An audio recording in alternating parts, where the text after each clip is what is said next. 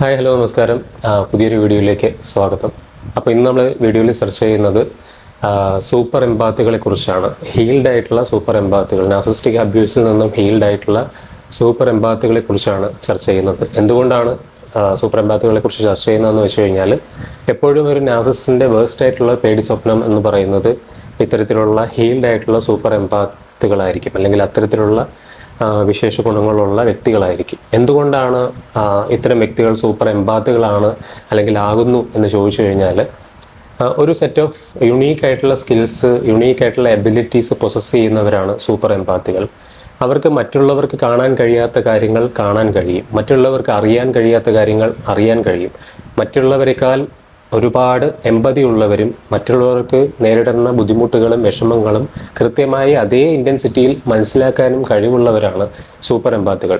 പലപ്പോഴും നാർസിസ്റ്റുകളുടെ അബ്യൂസിന് ഏറ്റവും കൂടുതൽ ഇരയാകാൻ സാധ്യതയുള്ളവരും എംപാത്തുകളാണ്. ഇത്തരത്തിലുള്ള ഹീൽഡ് അല്ലാത്ത എംപാത്ത് സ്റ്റേജിലുള്ളവരാണ് കൂടുതലും നാർസിസ്റ്റിൻ്റെ വിക്ടിമാകാൻ സാധ്യതയുള്ളത്. ഇത്തരത്തിലുള്ള എംപാത്തുകളാണ്. പക്ഷേ അവർ ഹീൽഡായി കഴിഞ്ഞാൽ, അവർ ഈ നാർസിസ്റ്റിക് ആയിട്ടുള്ള അബ്യൂസിൽ നിന്നും മാറി വന്ന് നോ കോണ്ടാക്റ്റിലേക്ക് വന്ന് ഫുള്ളി ഹീൽഡായി കഴിഞ്ഞാൽ ഒരു സൂപ്പർ എംപാത്ത്, ഹീൽഡ് സൂപ്പർ എംപാത്ത് എന്നുള്ളൊരു രീതിയിലേക്ക് അവർ മാറുകയും ആ ഹീൽഡ് സൂപ്പർ എംപാത്തിനെ നാർസിസ്റ്റുകൾക്ക് വളരെയധികം ഭയവുമാണ്. എന്താണ് അതിന് കാരണം എന്നുള്ളതാണ് നമ്മൾ ഈ വീഡിയോയിൽ വിശദീകരിക്കുന്നത്. എങ്ങനെയാണ് ഹീൽഡ് എംപാത്തുകൾ നാർസിസ്റ്റിനെ നിലയ്ക്ക് നിർത്തുന്നതെന്നും കൈകാര്യം ചെയ്യുന്നതെന്നും എങ്ങനെയാണ് അവർ നാർസിസ്റ്റുകളുടെ പേടി സ്വപ്നമാകുന്നത് എന്നുമാണ് ഇന്നത്തെ വീഡിയോയിൽ നമ്മൾ സംസാരിക്കാനായിട്ട് പോകുന്നത്. ഒരു ഹീലായിട്ടുള്ള സൂപ്പർ എംപാത്ത് ആയിട്ടുള്ള ഒരു വ്യക്തി എപ്പോഴും സെൽഫ് ലവ് പ്രാക്ടീസ് ചെയ്യുന്ന ഒരാളാണ്. സ്ട്രോങ് ആയിട്ട് ബൗണ്ടറീസ് തന്നോടും ബാക്കിയുള്ളവരോടും കീപ്പ് ചെയ്യാൻ കഴിവുള്ളവരാണ്.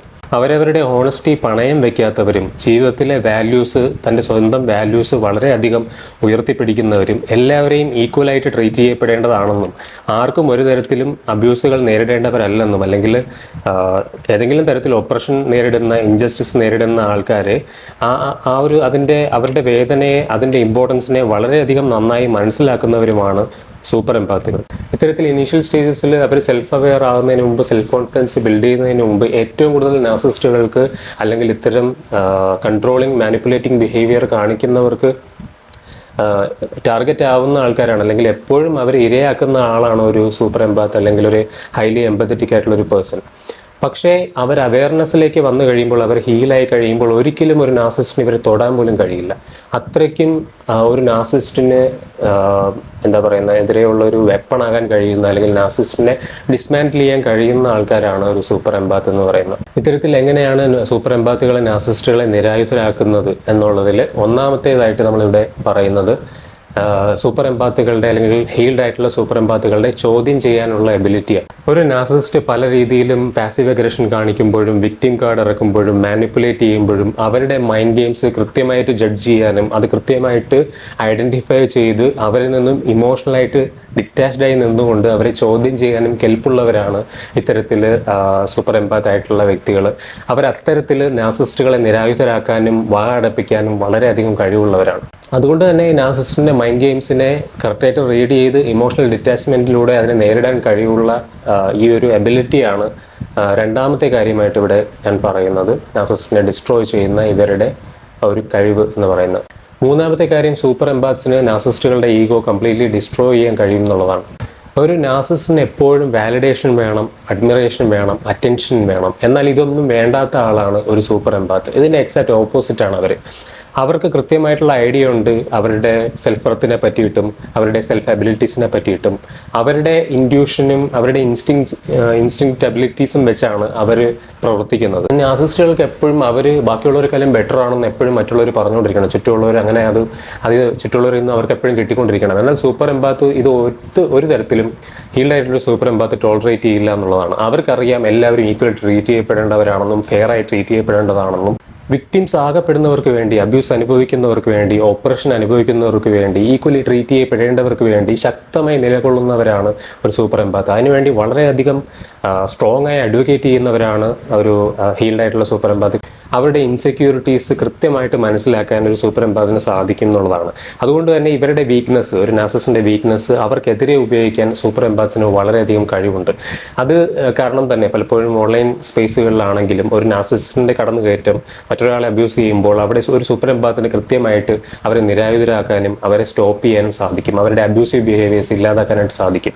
റിയൽ ലൈഫിലാണെങ്കിലും ഇതുപോലെ ഓൺലൈൻ സ്പേസിലാണെങ്കിലും ഒരു സൂപ്പർ എംപാത്തിന് അതിനൊരു പ്രത്യേക കഴിവുണ്ട്. പിന്നെ നാലാമത്തെ കാര്യം സൂപ്പർ എംപാത്തുകളുടെ ഡിസേൺമെൻറ്റ് എന്ന് പറഞ്ഞൊരു അബിലിറ്റിയാണ്.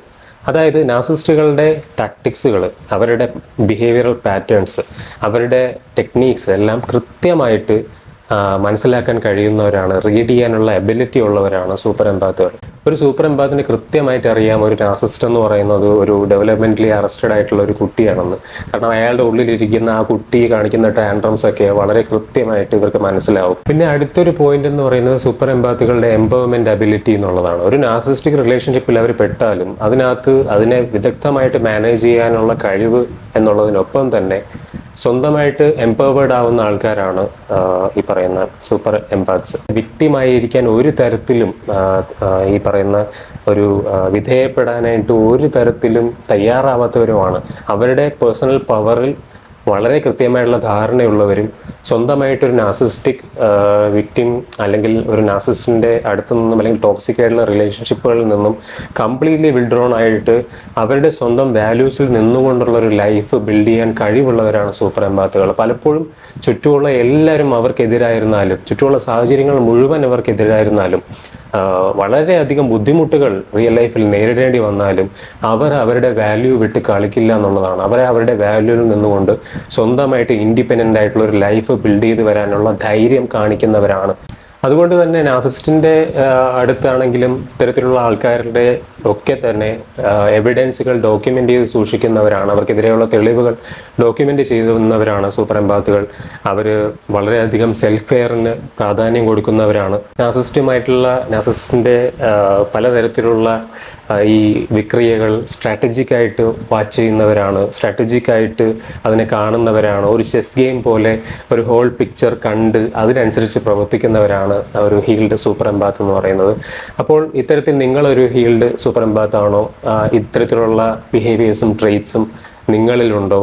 അല്ലെങ്കിൽ അനുഭവങ്ങളിലൂടെ നാർസിസ്റ്റിക് വിക്ടിം ആയിരുന്ന ഒരുപാട് കാലത്തെ വിക്ടിം ആയിട്ടുള്ള അനുഭവങ്ങളിലൂടെ ഇത്തരം ട്രെയ്റ്റ്സ് നിങ്ങളിൽ ഡെവലപ്പ് ചെയ്ത് വന്നിട്ടുണ്ടോ എന്നൊക്കെയുള്ള കാര്യങ്ങൾ നിങ്ങൾ ഈ വീഡിയോയുടെ താഴെ കമൻറ്റ് സെക്ഷനിൽ അറിയിക്കുക. പിന്നെ എങ്ങനെ നിങ്ങൾക്കൊരു സൂപ്പർ എംപാത്ത് ആയിട്ടുള്ള ആ അബിലിറ്റീസ്, സൂപ്പർ എംപാത്തിനുള്ള ഇത്തരം അബിലിറ്റീസ് നിങ്ങൾക്ക് കൂടുതൽ ഡെവലപ്പ് ആയിക്കൊണ്ട് വരണമെങ്കിൽ അതിനെ പറ്റിയിട്ടൊരു വീഡിയോ ഞാൻ പ്രത്യേകം ചെയ്യാം. ആ വീഡിയോ വേണമെങ്കിലും നിങ്ങൾ ഈ വീഡിയോയുടെ താഴെ കമൻറ്റ് സെക്ഷനിൽ അറിയിക്കുക. അപ്പോൾ ഇത്തരത്തിലുള്ള നിങ്ങളുടെ എക്സ്പീരിയൻസ് കൂടി നിങ്ങൾ അറിയിക്കും എന്ന് പ്രതീക്ഷിച്ചുകൊണ്ട് ഈ വീഡിയോ നിങ്ങൾ സബ്സ്ക്രൈബ് ചെയ്ത് സപ്പോർട്ട് ചെയ്യും എന്ന് പ്രതീക്ഷിച്ചുകൊണ്ട് മാക്സിമം നമ്പർ ഓഫ് ആൾക്കാരിലേക്ക് ഇത് ഷെയർ ചെയ്ത് എത്തിക്കും എന്ന് പ്രതീക്ഷിച്ചുകൊണ്ട് ഇന്നത്തെ വീഡിയോ ഞാൻ അവസാനിപ്പിക്കുകയാണ്. പുതിയൊരു വീഡിയോ ആയിട്ട് വരുന്ന ദിവസങ്ങളിൽ തന്നെ നമുക്ക് വീണ്ടും കാണാം. അതുവരെ എല്ലാവർക്കും ബൈ.